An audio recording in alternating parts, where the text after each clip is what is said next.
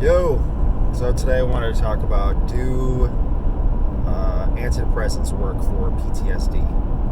So I'm going to start off by saying I'm not a psychologist, psychiatrist, or a pharmacist, or a doctor, or anyone who is able to prescribe or in any fashion legally giving you any advice on what you should take. What I am saying is I'm a veteran. I suffer through PTSD and depression, and I have taken antidepressants. And because I see so many other people, friends of mine, and people online, in Facebook groups, talking about depression, talking about suicide, wanting to end it, feeling like it's too much, and a lot of it is tied to PTSD. And I was very disappointed with the information that I was given by the VA when I was prescribed antidepressants. Multiple times was prescribed antidepressants by the VA. The first time I didn't even realize it was an antidepressant. I had pain in my neck from a IED explosion that I was in, and they had been prescribing me opioids. I was getting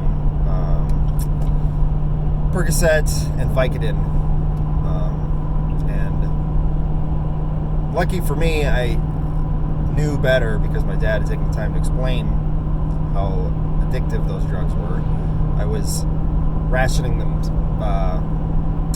and using them sparingly, but the amount of drugs that they had given me in 2006 when I first went to the VA, they would give me 90 at a time, so I could have been popping them at the sick rate.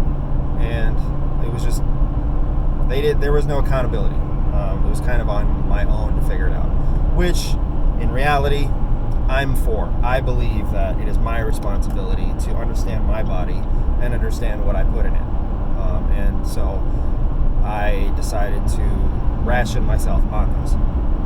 Well, there's so many different names for drugs out there. There's so many different types of drugs out there that when you go see a doctor, you want to be able to trust them. You want to be able to just do what they say and hope you're better. Because right now you're just dealing with pain, depression, whatever symptoms are bothering you, and you are going to a professional to hear what they have to say, and you want to be able to trust them and do what they say and then get better. That's what you want, and that's what you're expecting from them, and that's what you should be able to expect, because that's who they are, right? They're doctors. So anyway, I get home, I get this bottle. They said that they don't want me on pain medicine or opiates anymore because of how addicted they are. And I was like, well, I've never been addicted. I've always used them sparingly. I threw most of them away. Now I'm in pain again, and I just need something to take the edge off. So they prescribe an antidepressant. My wife checks it out. She sees it. She's like, this is an antidepressant. She reads the warning labels. She reads the side effects. She's like, I don't think this is a good idea. You're looking for pain relief, not antidepressing or depression relief. So I threw that away. Several years later, now I am dealing with depression. I am dealing with a very low point in my life, struggling in my marriage. My dog had passed away, and life was rough. It was very rough. So I needed something to help with these depression symptoms. So, and I hated it. I hated admitting that I was depressed, because that's not who I am. I hated admitting that I needed to take antidepressants. That fucking sucked. I didn't want anything to do with those. Talking with my mom helped a lot because she explained to me that she had taken them, which I didn't know. And I think that helps sometimes when you need to take something like that, is to hear that someone else that you might trust or look up to or relate to has taken something, and then you can hear what they have to say versus what hearing a doctor has to say. So I very, very reluctantly took them. And short story on that, I got off them as soon as possible. I was prescribed Wellbutrin and Lexapro or citalopram. And because of my curious nature and also just wanting to know what I'm putting in my body, I had to do research. And my wife helped me. She was fantastic with helping me with all the research on way better at that kind of stuff because she'll sit and read.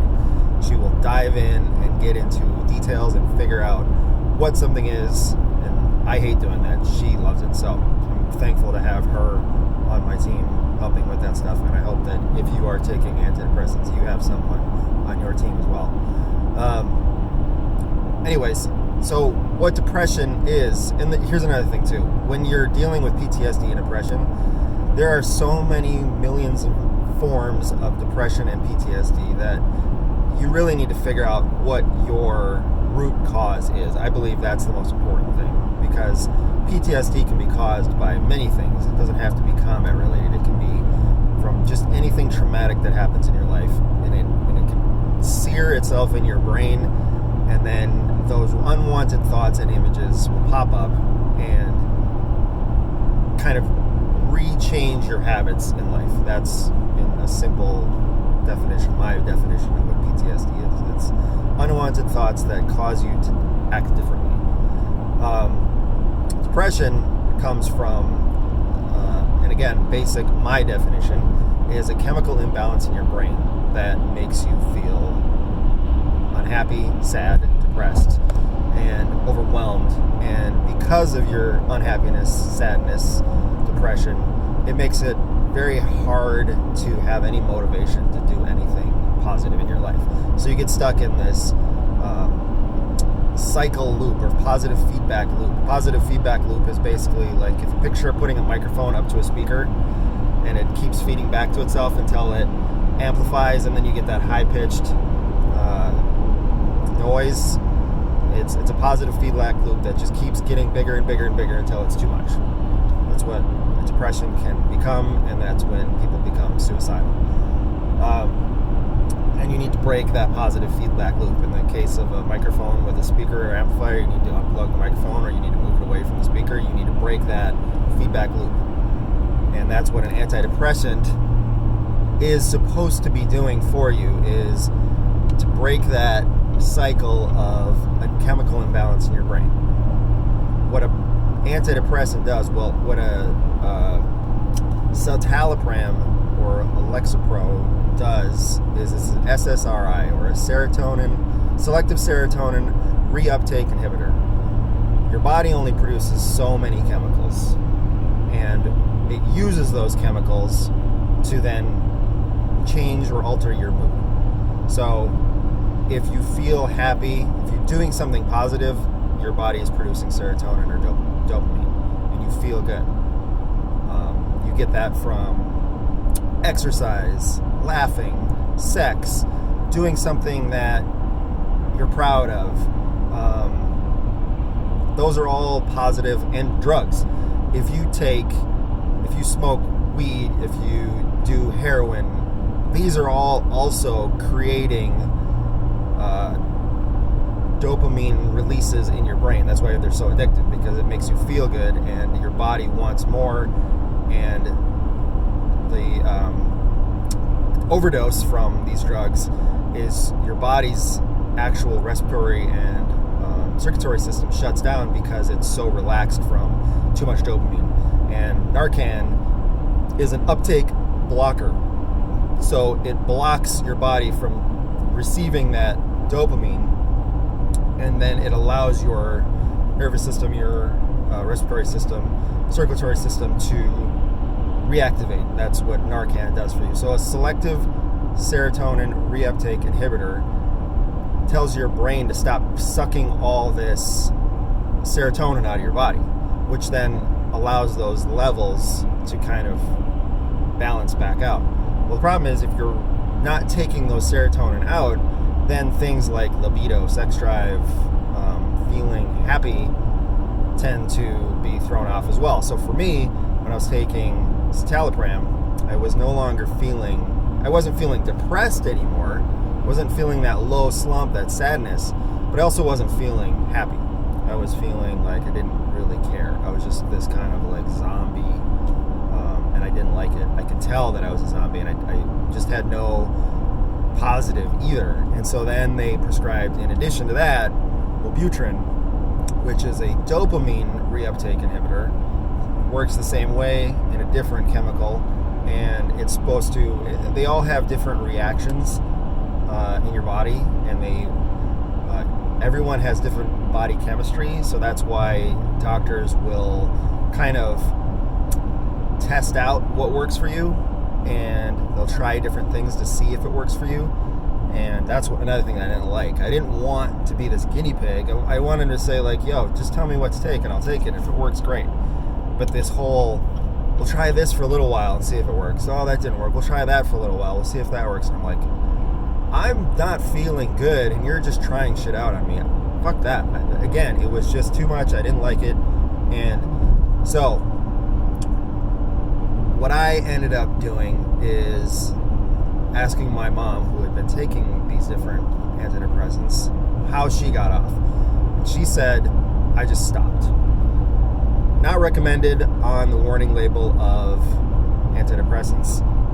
Again, another reason why I didn't want to take them is, like, why would I want to start taking something that it says right on the bottle that you should never stop taking? I didn't want this to be a new normal for me, that I had to just take antidepressants forever. So again, I'm not saying anything negative about anybody that is taking them. I'm saying from my personal experience, my personality, my personal preferences, I didn't want to do that. I wanted to find another way. So instead of taking something that stops my body from sucking all these positive hormones and chemicals in my brain out, I was like, well, what can I do to have my body generate more of these positive emotions and chemicals in my brain? How do I create more dopamine and serotonin? And so I started really diving into counseling sessions. And the counseling sessions were great. The counseling sessions helped me form new habits and figure out what it is that makes me feel good, and then do those. And that was the hard part. It's like starting a new diet, starting a new workout routine. It's going to take a lot of effort to get into those habits. And it's still, I find myself every once in a while getting into a slump, and I have to restart it. Like, I haven't been working out great recently, and I know I should.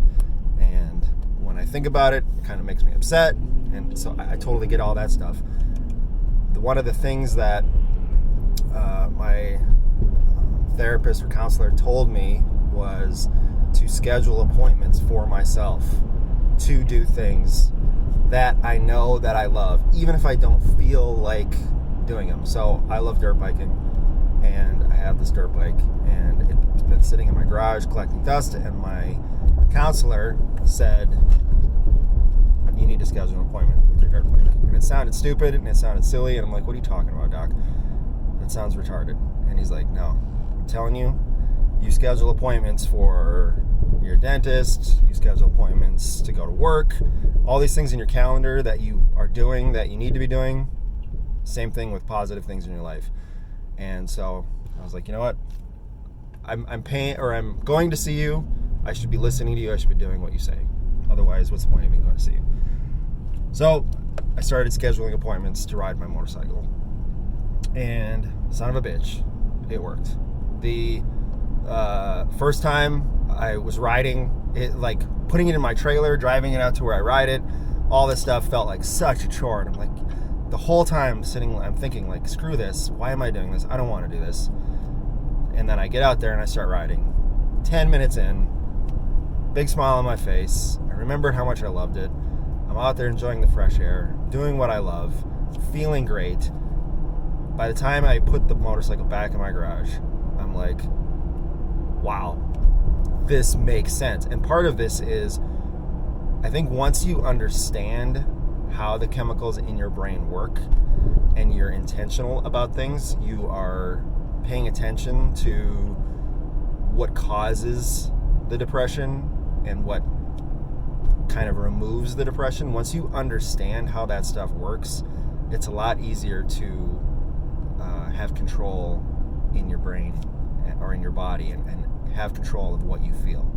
So having that power, having that ability to dictate what is going on in your life and how you feel is the first step, in my opinion, to getting better, understanding. So hopefully me sharing this with you gives you some more understanding, and hopefully it helps you out a little bit. And if you have any questions about any of those medications that I took, pop them in the comment section, and I'll see if I can give you a solid answer. And if not, maybe I can pass you on to a resource that does have a good answer for you. Take care of yourselves. Out.